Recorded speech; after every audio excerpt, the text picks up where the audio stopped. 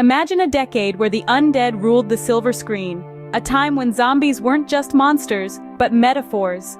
Welcome to the 1980s. The 80s, a time of big hair, bold colors, and the birth of MTV. But let's not forget, it was also a time when zombie movies hit their stride.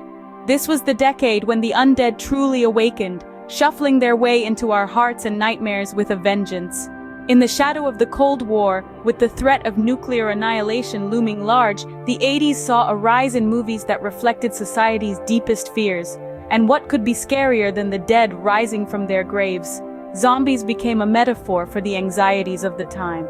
They represented the fear of the unknown, the fear of the other, and the fear of losing control. Films like George A. Romero's Day of the Dead and Sam Raimi's Evil Dead series didn't just scare us, they made us think. They held up a mirror to society and forced us to confront our fears head-on. These were not just mindless monsters, they were us, or at least what we could become. The socio-political climate of the time played a significant role in shaping these narratives. The rise of consumerism, the fear of a nuclear apocalypse, and the growing distrust in government were all reflected in these films. Zombies were no longer just the brain-eating monsters of old. They were now symbolic of societal decay, of humanity's self-destructive tendencies. The popularity of these movies also led to a surge in related merchandise.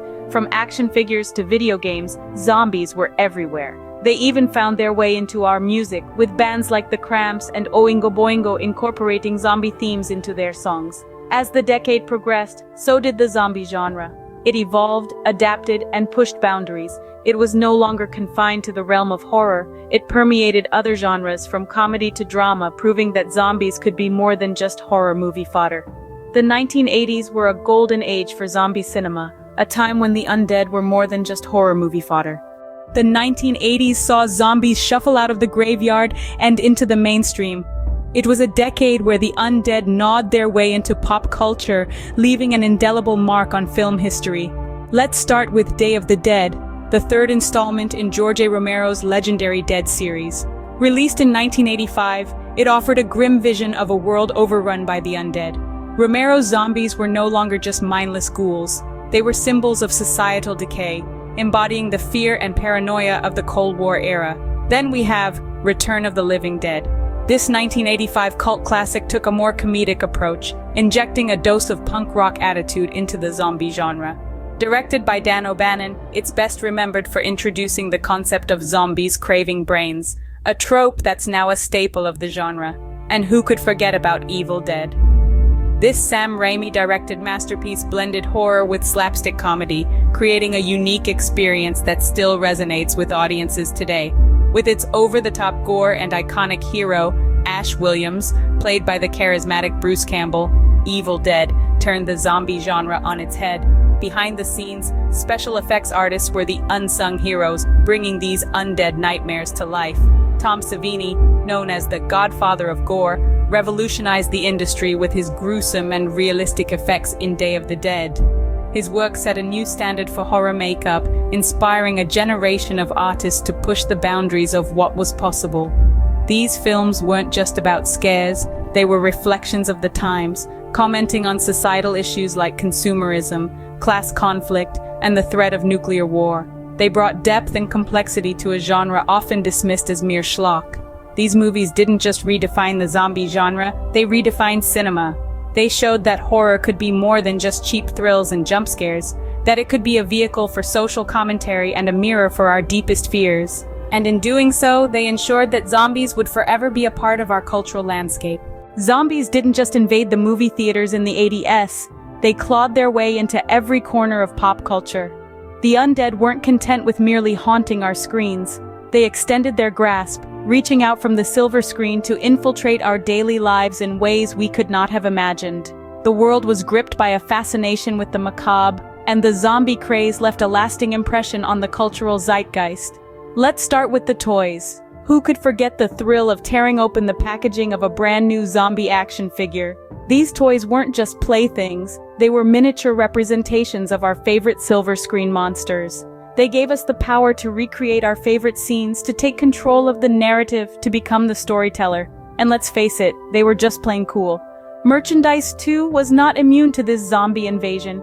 t-shirts emblazoned with the gory faces of the undead, posters that transformed bedrooms into scenes of post-apocalyptic horror, and board games that brought the thrill of the zombie chase to the kitchen table.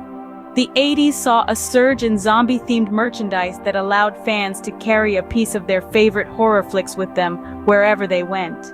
Then there were the cartoons. Suddenly, Saturday morning wasn't just about sugary cereals and superhero exploits. Zombies shambled their way into the animation industry, introducing a whole new generation to the thrill of the undead. These cartoons may have been less gory, less terrifying, but they kept the spirit of the zombie genre alive and kicking.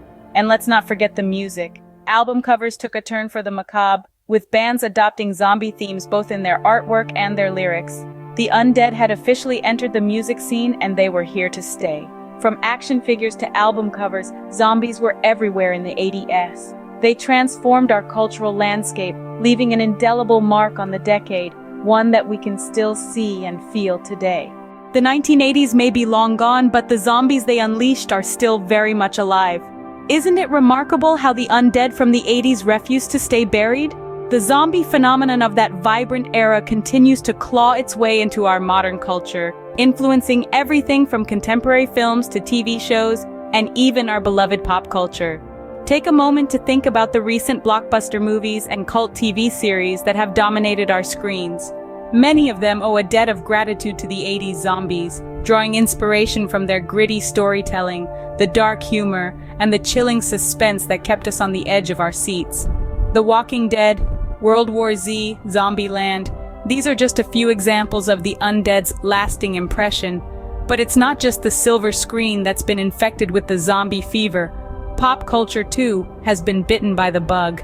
Zombies have shambled their way into our comic books, video games, and even our Halloween costumes. They've influenced our music, with bands like the Cranberries echoing their haunting themes, and even our language, with phrases like zombie apocalypse now a part of our everyday jargon.